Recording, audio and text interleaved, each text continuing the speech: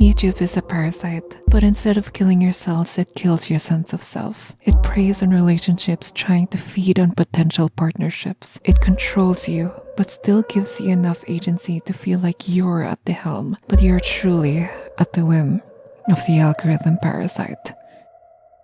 Time and time again, I've seen YouTubers fall victim to the algorithm.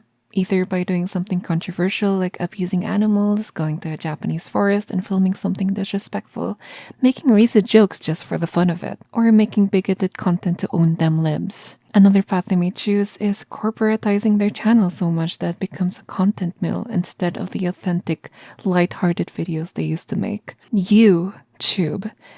It was supposed to be about you, your true authentic self. That message is lost these days as YouTube content becomes more streamlined and profit-driven. Ads sprinkled throughout. Before the video, during the video, in the description, in the comments, and plastered on their socials. Just like television. There was a reason that I chose YouTube over TV. I truly understood this phenomenon of streamlining and optimizing YouTube channels when one of my favorite channels, Sleep Deprived, fell victim to this as I saw their gradual decline over the years I followed them. Sleep Deprived wasn't anything special. It was just another gaming channel with a group of guys and girl where they just laughed and made jokes while playing a game. It's not really something to be proud of. Pretty sure if I raised up the girl and told her that I was a Sleep Deprived fan, they would fall over and capitulate from the level of stink emanating from my body. But at the end of the day, Sleep Deprived was my favorite YouTube channel since 2021. The channel actually started off as a joke. The podcast used to be actually recorded at 2 a.m. The first episode was 6 minutes long because one of the members left in the middle of doing it. I'm never coming back. What? They never took it seriously and constantly never followed the traditional rules of the podcast. Like, bro, just look at this clip and tell me if this is your run-of-the-mill podcast. I bear this watch. Mika, a panda's stuck in the dryer again. A panda's stuck in the dryer. Change my diaper, Mika!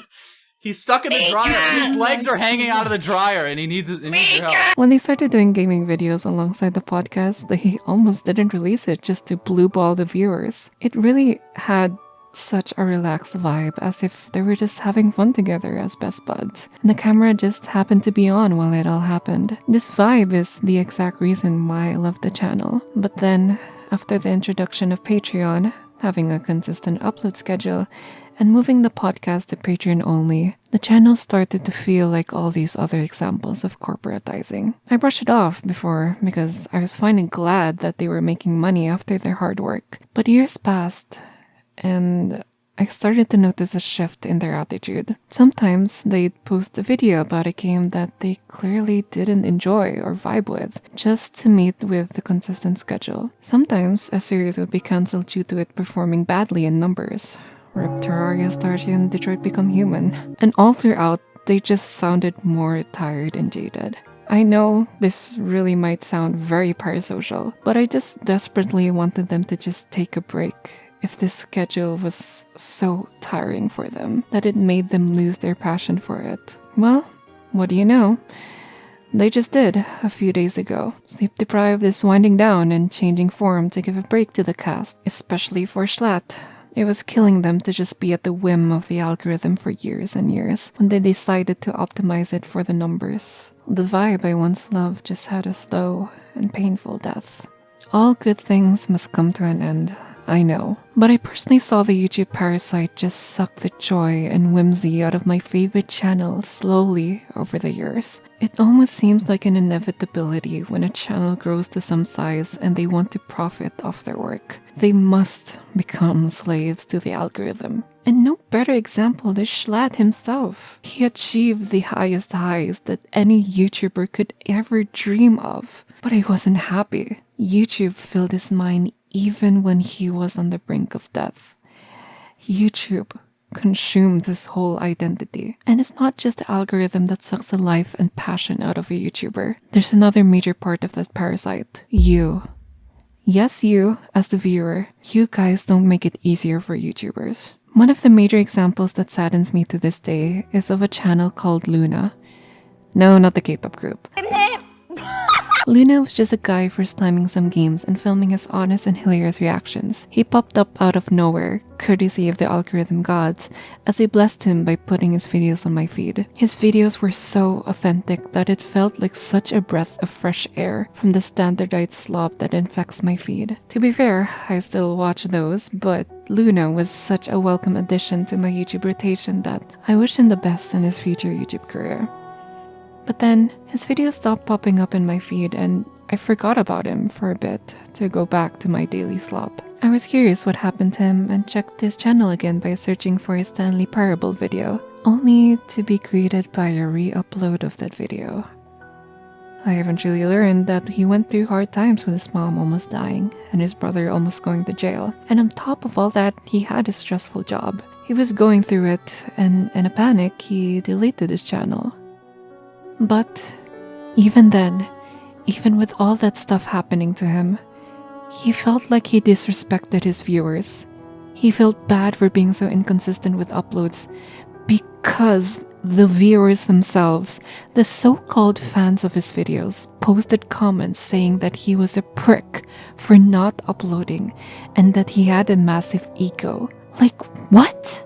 You are so entitled. You knew nothing about what he's going through, and you have the audacity to say something like that to him when he could have lost everything.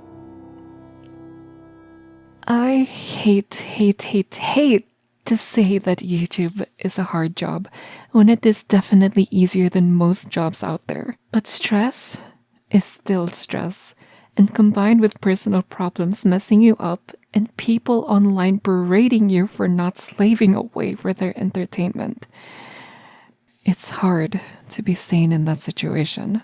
It seems like the only two paths you can take on this platform is quitting or becoming a soulless content farm that preys on our already dwindling attention span. But who am I to criticize those who sell their soul for profit? Look at me! Catchy title with a hyperbolic thumbnail, description and tags optimized for visibility and reach, 5-second intro that hooks you into the video the moment that you click, music that is standard in half of all videos on this goddamn website, not a single curse word throughout the video to appease the soy boy advertisers who implode from the sight of foul language. I made this video in haste to cash in on the news that Schlatt was retiring. I'm as dirty as the rest of them. I've been trying to do YouTube for the past 5 years, employing all the small optimizations from the hundreds of "this is how to grow on YouTube" videos that I've watched over the years. I'm a hypocrite. I'm still a slave to the system because I still hold on to that dumb dream of becoming a YouTuber. Who am I kidding? I'm not even that special. What even is unique or innovative or creative about this video anyway? It's just another rant. I'm sure an AI would have created the same slop. I've already lost myself and I barely have 1,000 subs. I lost myself when I started doing YouTube 5 years ago. Or maybe it was actually lost long before that. Maybe it was when my dad came home after his long business trip with a white shopping bag clutched into his chest. It seemed different from other bags he would bring of groceries or pasalubong. He put the contents out on the table and excitedly told me about this brand new technology called an iPad. I've used a computer before, so technology was not anything new for me, but this block of solid silver and black glass intrigued me enough to stare at it in awe. My dad showed me how it worked and all the fun activities that could be done on this little device. Showed me games such as Cut the Rope, Fruit Ninja, and Doodle Jump. We'd take pictures of ourselves with wacky photo filters. And, of course, used an app where you could watch hundreds of videos in a few clicks about whatever you could think of. Coincidentally, I started to play Minecraft Pocket Edition on my iPad when the nether was just contained in this one blue block. I wondered if other people played this quirky little sandbox game, and so I went searching on the net. Then I stumbled upon a video of a guy playing a custom map with his best bud. He was joking around with his friend while going through a wild, daring adventure through the map. Before I knew it, I was hooked. watching hours upon hours of his videos because he gave me laughter and joy unlike anything I've experienced before. It became all I did after coming home from school. It became my childhood. YouTube became my childhood. And I can never get that back. Okay, we're gonna do something here now. If you try to escape, I will kill you. Where's the shower? Run, Jerome! Run!